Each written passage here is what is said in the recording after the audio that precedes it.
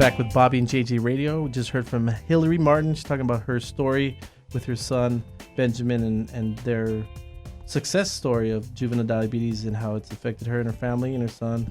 And we're now going to switch gears and talk to Miss Shannon Nisbet. First of all, Shannon, I want to say thank you for hanging out with us in the studio. Thank you for having me. Yeah, absolutely. So you've been working with the nonprofits and fundraisers for over 30 years. You've been an executive director of the JDRF for the last 5. The JDRF has funded nearly $2 billion in research to cure, prevent, and treat the complications of the type 1 diabetes, and the local chapters raised about $2 million each year for this cause. That is impressive numbers. We've had a lot of .orgs in here, and they don't come close to that, so congratulations. Well, thank you. Can you tell us what about JDFR? JDRF. I'm sorry. No, that's all right. It used to stand, or it still stands, for the Juvenile Diabetes Research Foundation. Mm-hmm. But there was a lot of misunderstanding about type 1 diabetes, which is what they used to call juvenile diabetes, because it can really occur at any time in your life. You can be in your 50s, your 60s, your 70s, and still develop type 1. Sure. So the organization thought, since 80% of the people living with type 1 diabetes are now adults, that they would just use the initials rather than the full name. Yeah, because then they would think that they're only helping children and not everyone else. Right. And so you can get it at any time. Yes. So then tell me then, what is the difference between type 1 and type 2?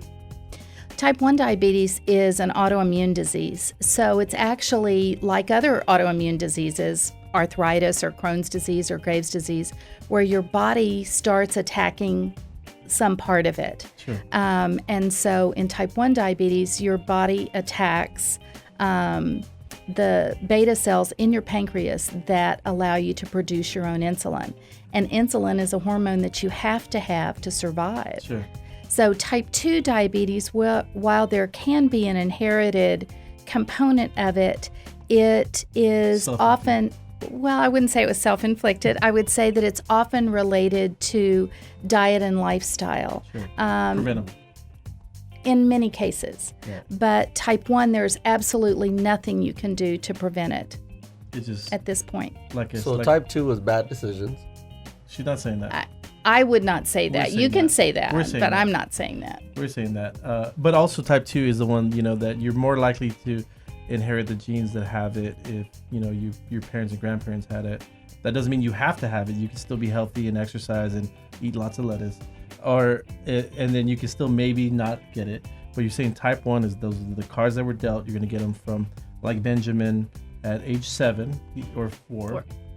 Or 54. Yes. Yeah, and yes. That's the cards have been dealt, and that's what's going to happen. Yes, absolutely. But I think the thing that's so exciting is the research that's now going on with trying to cure, treat, and prevent type 1 diabetes. There's some amazing things that are happening. There's several things that are in clinical trials right now. There is a form of insulin called smart insulin that you would take once a day. And it's sort of like a time release capsule where it would release the insulin that your body needs when it needs it. Instead of all at once. That's smart. Yes, yeah. Very smart. But the thing, the two things that I personally am most excited about, one is they're working on a vaccine to prevent people who are at high risk for developing type 1 diabetes from ever getting it at all. Wow. So that would be amazing. And then they are working toward full restoration of the beta cells within the pancreas and being able to turn off that autoimmune attack. And the first phase of that is a device that's about the size of a credit card that can be implanted in your back and actually is loaded with cells that produce insulin. And so it works just like your pancreas, and it secretes it when your body needs it. Robo-pancreas. Yes, and it... How far away do you think we are from something like that? Are you scared, Bob? I'm a little scared. It's in clinical trials now. There's one here in the United States and one in Canada. And what they're doing now is making sure that the carrier device, the credit card-sized piece is compatible with people because they've only tested it in dogs with diabetes. Tested on animals. With those who have diabetes, and having had a lab with diabetes and giving her insulin shots every day, I will tell you that was not. And it definitely worked. Fun. Yeah, and it did work. And so, and it is working. Bobby. I like this. It is working now, and that would allow kids like Benjamin or anyone with type 1 diabetes to be non-insulin dependent for 2 years or more.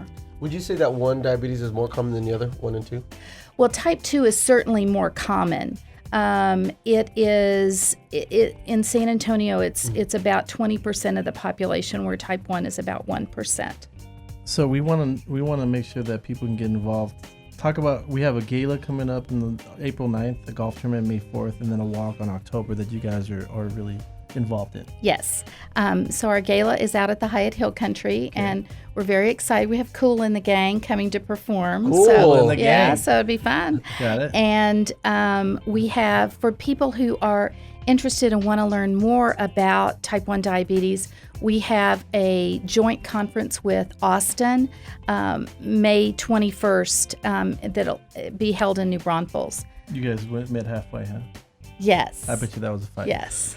And then, and so anyone that wants to get involved, they can check out the website, sctx.jdrf.org, or call directly at 210-822-5336. This disease, diabetes, it causes limb amputations, blindness, vascular complications, kidneys, cardiac complications. I've seen it happen firsthand with my grandmother. I know it's happened all over, especially with the Hispanic community. It's very prevalent. So anyone that can get involved. We got the gala April 9th, the golf tournament May 14th. We can meet in New Braunfels May 21st, and then the walk in October. I want to thank you guys for hanging out. And then we'll definitely have this show Monday on SoundCloud, and these pretty faces will be on YouTube in about a week. We'll see you next week.